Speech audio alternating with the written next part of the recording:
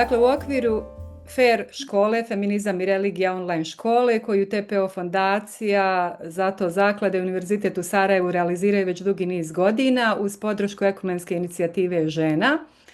Čast mi je evo da danas mogu ugostiti još jednu važnu ličnost, profesora doktora Adisa Đuderiju iz Australije, koji je već također dugi niz godina naš suradnik. Adise, dobrodošao i evo drago mi je da možemo razgovarati danas o važnim i aktuelnim temama. Bolje vas našao, hvala puno na pozivu, koleginice. Drago mi je da sam gost u ovom podcastu i nadam se da ćemo razmijeniti mišljenja i imati konstruktivan dijalog. Prije nego postavim neka pitanja, zamolila bih te samo kratko da kažeš nešto o sebi, čime se baviš, gdje radiš. Da. Znači, ja sam redovni profesor na Griffith University ovdje u Brisbaneu, u Queenslandu, u Australiji. Već od 2017. godine sam ovdje na Griffithu. Prije toga radio sam malo i na univerzitetu u Melbourneu, 3 godine također u Maleziji. Inače sam doktorat završio 2010. godine po pitanju interpretacije Kurana i Sunneta. Uspoređivao sam takozvani progresivni islam i selefijski islam, zašto i na koji način oni tumače Kuran i Sunnet na različite načine, koje metodologije koriste, hermeneutiku. Već, znači, i malo i ranije sam objavio neke radove od 2007. Ja mislim moj je prvi rad.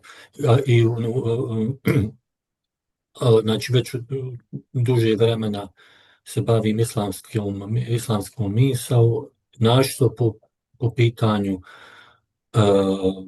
rodnosti i te metodologije interpretacije islamske tradicije i međureligijskog dijaloga. Da, ovo je posebno važno zato što ovaj podcast snimamo za feminističku teologiju, a sve ono što si ti do sada pisao i radio je iznimno bitno. I evo moje prvo pitanje se nadovezuje na ovo što si ti rekao. Dakle, povezivanje islama sa progresivnim vrijednostima, to ti u svojim radovima nastojiš pokazati. Da li to predstavlja napuštanje tradicije? Jer mnogi kritičari kažu ako mi idemo s progresivnim mislima, interpretacijama, odosmo od tradicije, izgubismo tradiciju. Kakav je vaš stav o tome? Šta mislite o tome i kako odgovarate na koncu? Da. Pa kad čujem takve tvrdnje, uvijek se vraćam na jedno osnovno pitanje. Šta mi uopšte smatramo tradicijom? Jer vrlo često kada neko kaže da je progresivni islam odstupanje od tradicije, oni zapravo govore o jednoj specifičnoj formi tumačenja koja se ustalila u postklasičnom periodu islama. Ta forma tumačenja je patrijarhalna, legalistična, hijerarhijska i postala je toliko dominantna da su je mnogi počeli doživljavati kao samu objavu, a to je po mom mišljenju jedna velika greška. U mom radu ja nikad ne shvatam tradiciju kao jednu zatvorenu arhivu, već kao proces, kao dinamičnu i živo područje značenja koja se stalno nadograđuje, preispituje i razvija. Kur'an, po mom mišljenju, nije objavljen da bi uklesao jedan konačan, nepromjenjiv skup pravila, nego da bi uspostavio jednu etičku putanju pravde, milosti i ljudskog dostojanstva. Sve drugo je sekundarno. Zbog toga tvrdim da progresivni pristup islamu nije napuštanje tradicije, nego njeno oslobađanje iz okova interpretativnog zamrzavanja. Znači, tradicija nije skup zaključaka iz 11. ili 12. stoljeća, već mreža pitanja, odgovora, intuicija i etičkih poziva koji se neprestano otvaraju u susretu sa novim historijskim kontekstima. Svaka generacija muslimana dobija priliku da iznova otkrije šta znači biti vjeran objavi. Kad govorim o rodnoj ravnopravnosti, govorimo o nečemu što je duboko ukorijenjeno u samoj prirodi objave. Kuran ne govori o muškom i ženskom kao ontološki hijerarhijskim kategorijama, nego o ljudima, o insanu, o moralno odgovornim bićima koji jednako nosi Božji dah. Ako je tako, onda je rodna ravnopravnost logična posljedica kuranske antropologije, a njena suprotnost. Još je važnije reći da ono što danas nazivamo takozvanim tradicionalnim tumačenjem često nije ništa drugo nego produkt društvenih i političkih struktura moći. Mnoge interpretacije koje se smatraju normativnim oblikovane su u kontekstima gdje žene nisu imale pristup učenju, gdje su bile ekonomski zavisne, društveno potisnute i politički marginalizovane. Takav kontekst nužno proizvodi androcentričan pogled na religiju. Uspravo zbog toga islamski feminizam i progresivni islam uopšte ne predstavlja suprotstavljanje objavi, nego suprotstavljanje ljudskim tumačenjima koja su se okamenila u institucijama moći. I tu dolazi do izražaja procesno-relacijska teologija. Ako je Bog dinamičan, ako je Bog relacijski, ako je Bog u stalnom dijalogu sa stvarnošću, onda i teološki diskurs mora biti živ, fluidan, otvoren i sposoban za moralni rast. Zato kada me pitaju da li napuštate tradiciju, moj odgovor je veoma jednostavan. Ne, ja je pokušavam da spasim. Spašavam je od njenih najrigidnijih, najpatrijarhalnijih, najusko definisanih verzija. Vraćam se njenoj etičkoj srži i oslobađam je da diše zajedno sa savremenim čovjekom. Hvala, Adise, vrlo lijepo objašnjeno. Dakle, to je pokušaj spašavanja tradicije koja se negdje okamenila, negdje tamo daleko prije više stoljeća i nemamo friške, nove interpretativne pristupe i uvide jer se ne dozvoljava progres niti drugačija mišljenja. Kada danas pokušavamo definirati šta bi to bila progresivna islamska teologija i po čem se ona onda razlikuje od klasičnih pristupa tumačenja svetoga teksta i tradicije? Ja sam napisao jednu knjigu po tom pitanju koja je objavljena 2017. godine i baš sam se bavio tom tematikom. Pokušao sam da objasnim, baš da dajem odgovor na jedno takvo pitanje. Znači, ja vidim progresivnu islamsku teologiju kao teologiju koja se usudi da postavlja ključna pitanja. Ne samo što tekst kaže, nego zašto kaže to što kaže. Ne samo kako se nešto radilo u prošlosti, nego kako bi se to trebalo raditi danas ako želimo ostati vjerni etičkoj prirodi objave. Da bih objasnio malo detaljnije, volim reći da su u središtu progresivne teologije normativni imperativi. Ti imperativni nisu skup pravnih odredbi, nego skup moralnih načela, pravda, dostojanstvo, rahmet, sloboda svijesti, rodna jednakost, zaštita slabijih, kritičko preispitivanje autoriteta, odgovornost prema svijetu i prema ljudima. Ova načela predstavljaju kompas bez kojeg se objava može pretvoriti u jedan hladni pravni sistem. Klasična islamska teologija, iako u nekim verzijama ponekad može biti dosta sofisticirana, ima 3 ozbiljna ograničenja s tačke gledišta progresivne islamske teologije. Kao prvo, ona često insistira na konceptu Boga koji je nepristupačan, izvan vremena, nepromjenljiv i jedan neumiješan Bog. Taj model Boga se lahko pretvara u model političke i društvene vlasti, hijerarhijski, vertikalan, autoritativan. Kao drugo, klasična teologija je snažno obilježena patrijarhalnom antropologijom. To znači da muškarci, njihove potrebe i njihove perspektive postaju norma. Žene su često posmatrane kroz prizmu tjelesnosti, emocija i takozvane podatnosti, pretežno ljudima, svojim muževima ili očevima, dok se duhovna i intelektualna vrijednost vezuje isključivo za muški rod. Kao treće, klasična teologija je zadržala jednu pravnu logiku. Fokus je na propisima, formama, pravilima, a ne na nekim vrijednostima i onakoj etičkoj putanji.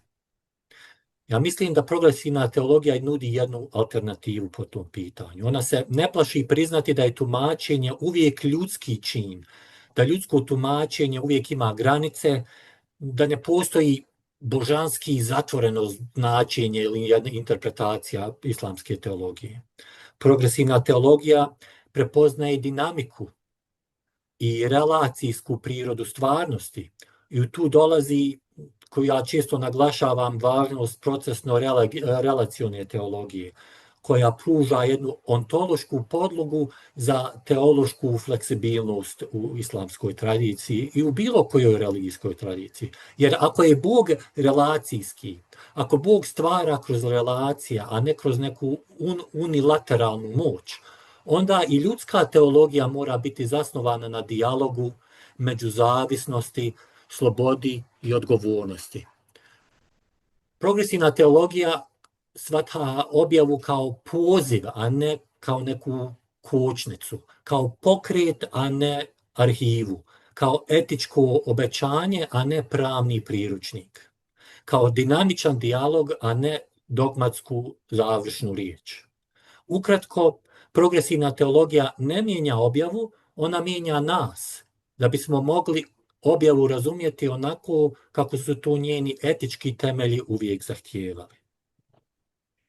Da, evo, nažalost, odmakli smo se daleko od etičkih temelja, upravo kako si rekao, insistira se na ovoj pravnoj logici i onda se zatvaramo u dogmatske forme, nema dinamike, nema relacije, nema progresa, nema iskoraka, nema zapravo mogućnosti da razumijemo Boga i Božju poruku danas u ovome kontekstu u kojem mi živimo i za neke druge kontekste u kojima ljudi žive. Da. Željela bih u nastavku da malo progovorimo o tome koliko zapravo historijski povijesni kontekst oblikuje vaše razumijevanje kuranskih tekstova, prije svega o ženama i rodnim pitanjima. Dakle, koliko je to bitno? Historijski kontekst je apsolutno neizbježan. Svaki pokušaj da se Kuran čita izvan historije završava, po mom mišljenju, limitacijom njegove interpretacije i značenja. A kada značenje okamenimo, ono prestaje služiti našim životima, imati smisla. Ja razumijevam Kur'an kao tekst koji je duboko ukorijenjen u kontekst 7. stoljeća, u njegove društvene strukture, ekonomske odnose, porodične običaje, rodne hijerarhije, nivo pismenosti, norme patrijarhata i tribalne logike.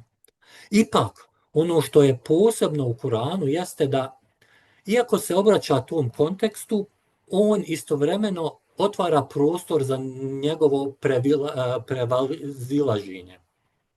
To znači da Kuran uvodi norme koje su bile korak naprijed u odnosu na prakse tadašnjeg društva, ali ne nužno krajnji cilj etike. Na primjer, nasljedstvo žena, svjedočenje, porodični odnosi, sve su to oblasti gdje je Kuran donio ne revolucionarne, nego evolutivne promjene.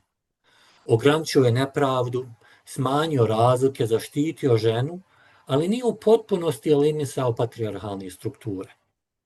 To je na kraju krajeva i razumljivo. Ljudi mogu podnijeti samo jedan određeni stepen promjene, ali ne i potpunu revoluciju samo u jednoj generaciji. Stoga pravim jasnu razliku između historijskih normi, pravnih rješenja koja su već tada bila napredak, ali su ipak bila uslovljena kontekstom, i etičkih ideala, pravde, dostojanstva, ravnopravnosti, zaštite ranjivih, moralnih vrijednosti koje nadilaze kuranski kontekst. Mišljenja sam da ako želimo biti vjerni objavi, moramo ići prema njenim etičkim idealima, a ne ostati zarobljeni u njenim historijskim kompromisima.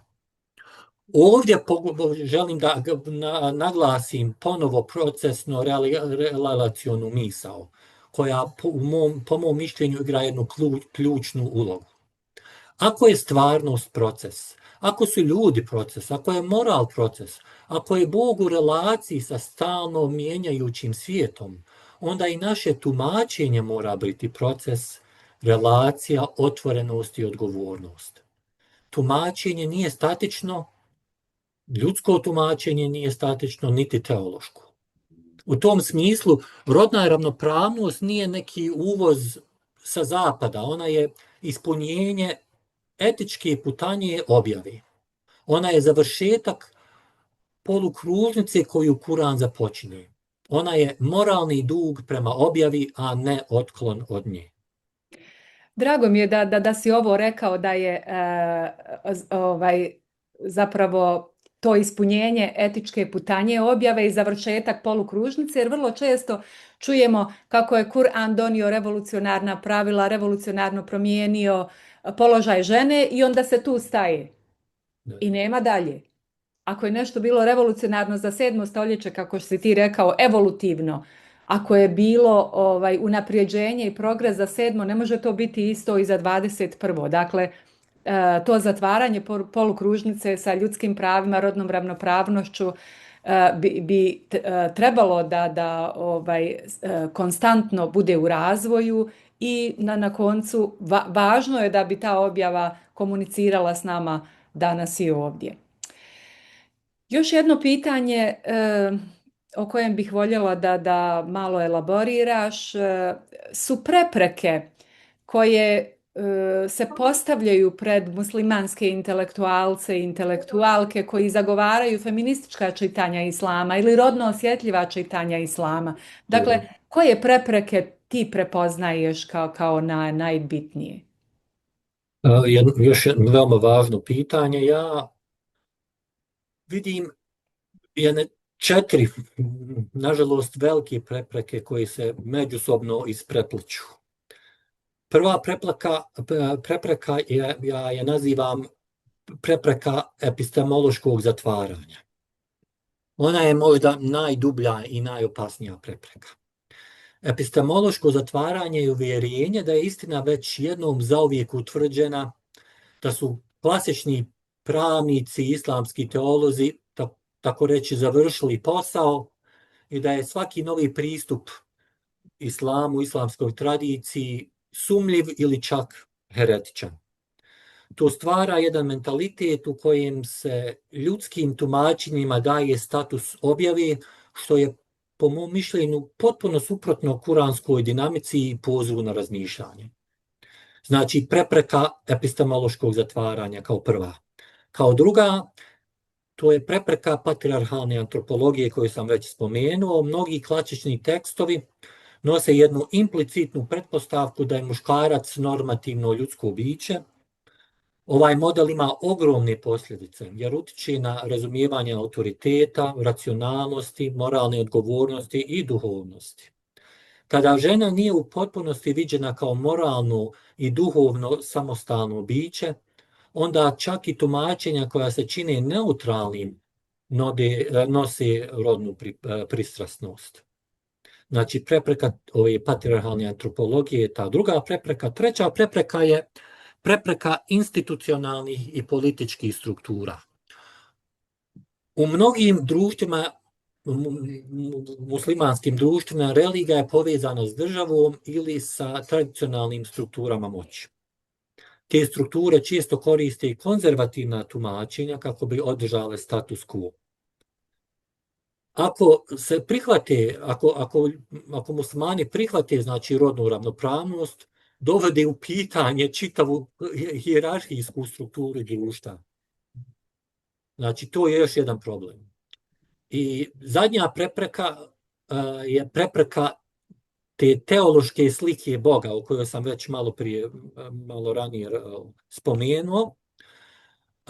Klasični teizam zamišlja Boga kao jednog apsolutnog suverena, neafektabilnog vladara koji zapovijeda i zahtjeva poslušnost. I onda ta slika Boga postaje model za sve druge odnose, uključujući odnose između spolova. Zato ja mislim da procesno-relacijska teologija nudi jednu važnu alternativu. Bog kao relacijska, otvorena, suosjećajna, nenasilna prisutnost i moć. Pardon. Znači, sve ove prepreke pokazuju da borba za feministička čitanja islama nije samo borba za pravne reforme, to je borba za novu religijsku imaginaciju, za drugačiju sliku Boga, drugačiju sliku čovjeka i drugačiju sliku zajednici. Ovo je posebno važno jer se ovih dana na FAIR školi bavimo na jednom kursu ženske slike Boga, jer kao što u većini teologija, ne samo islamske, nego i jevrejske i kršćanske i drugih, Bog je predstavljen u muškom obliku, muškim imenicama, muškim imenima. I onda je vrlo teško uopće otvarati ta pitanja, jer je to negdje tako zapakovano, smješteno u muške norme i forme i svaki pokušaj da se uopće progovara o tome nailazi na velike otpore. Dakle, za kraj, kada imamo na umu sve ovo o čemu si govorio, kakva je onda budućnost islamske misli u ovom današnjem globaliziranom svijetu? Šta nas čeka? Koje su mogućnosti? Da. Pa moje predviđanje je da progresivne interpretacije neće nužno postati hegemonijske, ali će postati nezaobilazne. Znači, progresivni pristupi islamu, islamskoj teologiji će biti sve prisutnije, bit će više čitane, više diskutovane.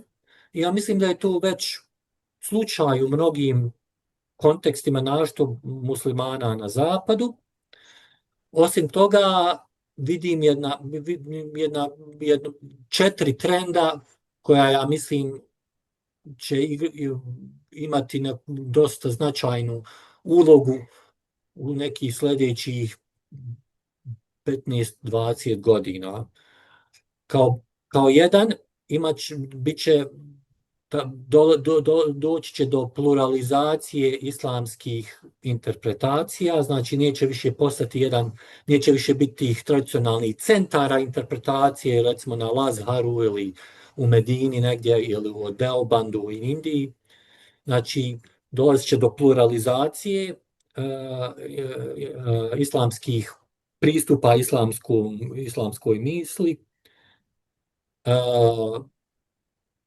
I te različite škole, ako bismo ih mogli nazvati kao takve, škole interpretacija ili intelektualne škole i duhovni pravci, imat će sve veću autonomiju. Ja se također nadam da ova relacijska teologija o kojoj smo govorili, da će postajati sve više i više norma, jer sve više i više muslimana odbacuje tu sliku Boga kao muškarca o kojoj ste vi malo prije govorili, kao nekog autoritativnog suverena i okreće se slici Boga kao jednog relacionog, empatičnog, dinamičnog i otvorenog bića, kojeg mi u stvari u našoj tradiciji imamo vrste tog razmišljanja, na primjer u mezhebi išk. Možda ste čuli o pravcu koji se naziva kao mezhebi iški, to su neke vrste sufizma koje su profeministički orijentisane. Znači, već ti oblici su postojali u našoj tradiciji već. Dakle, to su neka pravci ljubavi, koji zagovaraju ljubav. Da. Još jedan trend, ja se nadam, koji će se, nadam se, razvijati, jeste odstupanje od te patrijarhalne antropologije ka jednoj egalitarnoj antropologiji, jer muslimanski svijet, nadam se, će uviditi da je patrijarhalna antropologija neodrživa, ne samo moralno, nego i teološki. I konačno, ja mislim da mladi muslimani naročito želi smisao, želi da njihova vjera ima jednu moralnu rezonancu, želi da imaju vjeru koja govori o pravdi, o ekologiji, o slobodi savjesti, o ljudskim pravima, o rodnoj jednakosti. I oni se neće zadovoljiti hermeneutikom ili jednom interpretacijom islama koja samo ponavlja prošlost. Zato mislim da je budućnost islamski smisli, htjeli to neki ili ne, jedna relacijska, otvorena, pluralna i duboko etička. Hvala puno. Ja se nadam evo sa intelektualcima poput tebe, a posebno je bitno da među muškarcima imamo ovakvih mislilaca kao što si ti, jer uglavnom za ova pitanja o etike, odgovornosti, pravde, ekologije i tako dalje, vidimo da su žene najviše angažirane oko toga, manje muškarci jer su oni i dalje u hijerarhijama i ja se nadam evo u budućnosti da ćemo imati više glasova i žena i muškaraca koji će se okupljati oko ove ideje i oko ovih etičkih principa o kojima si ti govorio. Hvala ti evo za tvoje vrijeme i za suradnju i nadam se nastavljamo dalje raditi zajedno i na progresivnoj teologiji islamskoj misli i evo na svemu onome što će ovaj svijet učiniti boljim ne samo za muslimane nego za sve ljude. Hvala vama još jednom na pozivu i bilo mi je zadovoljstvo.